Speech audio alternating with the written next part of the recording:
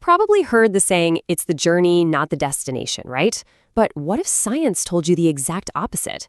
Today, we're diving into a really cool concept from physics, state versus path, that makes us ask what really counts, how you get there, or simply that you arrived. So let's just jump right in with that big question. Does the path you take actually matter? In our lives, I think we'd all say, yeah, of course. The experiences we have, the things we learn, that's what makes us who we are. But in the world of physics, well, the answer is a little more interesting. Sometimes it matters a whole lot, and sometimes, amazingly, it doesn't matter at all. So to really wrap our heads around this idea, let's start with a simple story. We'll call it a tale of two paths. Okay, so I want you to picture this. You're standing at the bottom of a huge, beautiful mountain. This is your starting point. You can think of it as your initial state. And your goal? Well, that's simple. You want to get all the way to the top, to the summit. That's your destination, your final state. Now, you've got two options here. You could take the direct route. It's short, but it's super steep, and it's going to be a tough climb. Or you could take the scenic route. It's much longer, but it's a gentle, winding path. Both paths get you to the exact same peak, but the journey itself, completely different. So here's the question I want you to think about. What parts of your journey are exactly the same, whether you took that brutal, steep path or the long, easy one? Just take a second to think on that. And answering that question well, that's how we get right to the heart of this whole thing. It's all about understanding the state of things and learning to separate what changes from how it changes. And here it is. This is the big reveal. If the summit of that mountain is 1,500 meters higher than where you started, your change in altitude is always 1,500 meters, period. It doesn't matter if you sprinted up the steep path or took a leisurely stroll on the long one. You started at the bottom and you ended at the top. The change in your vertical position is totally fixed. And this right here, this is the crucial difference. Some things are path independent. They only care about where you start and where you end, just like your change in altitude. But other things, they're path dependent. The total distance you walked, how long it took you, the amount of energy you burned, the beautiful scenery you saw, all that stuff depends entirely on which path you took. I love this quote because it just nails the whole idea, right?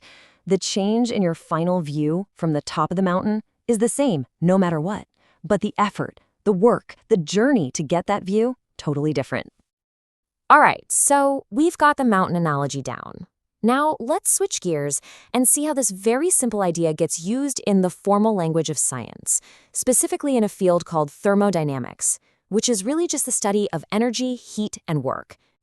So in physics, scientists talk about the state of a system. Just imagine a bunch of gas sealed inside a box. Its state is basically just a snapshot in time, a full description of its condition at that exact moment. It's kind of like knowing your precise GPS coordinates on the side of that mountain. So how do you actually define that state? Well, you use things you can measure, and we call these state variables. For a gas, the big three are its pressure, its volume, and its temperature. These are like the coordinates that tell you exactly what the system is doing right now. Which brings us to our first huge definition, a state function. This is any property where the change in its value depends only on the starting state and the ending state. It doesn't care one bit about the process you use to get there. Sound familiar? It should. That's our change in altitude, right? And you guessed it, the flip side is a path function. This is a quantity whose value is all about the journey. It completely depends on the specific path you take to get from the beginning to the end. And that's the distance you walked up the mountain. Okay, so this is where it all comes together. Let's map our mountain climb directly onto thermodynamics. On the state function side, the things like altitude, we have a system's internal energy, its enthalpy and its entropy. These just depend on what the system looks like right now. But on the path function side, the things like the effort of your hike, we have work and heat. See, a system doesn't contain work or heat. Those are things that describe the transfer of energy during a process. They are the journey itself. So at this point, you might be thinking, okay, that's a neat idea, but who cares? Why does this actually matter in the real world? Well, let me tell you, this simple distinction is an absolute powerhouse. It's fundamental to science and engineering.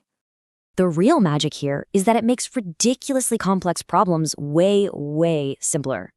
Because something like internal energy is a state function, an engineer trying to figure out the energy released in an explosion doesn't need to know every single tiny detail of that chaotic process. All they need to know is the state of the chemicals before and the state of the chemicals after. That's it. It's an incredible shortcut. And this powerful idea is literally everywhere. It's how chemists calculate the energy in reactions. It's the bedrock for the famous laws of thermodynamics. It's absolutely essential for designing everything from the engine in your car to a massive power plant. It lets us predict what's going to happen at the end without getting bogged down in all the messy details of the journey. So let's leave it with this thought. If the total energy of a system is a property of its current state and not some kind of memory of how it got there, what does that really tell us? It suggests that energy isn't a story about the past. It's a property of the here and now. The journey might shape us, but in the universe of thermodynamics, the state is everything. Thanks for joining me.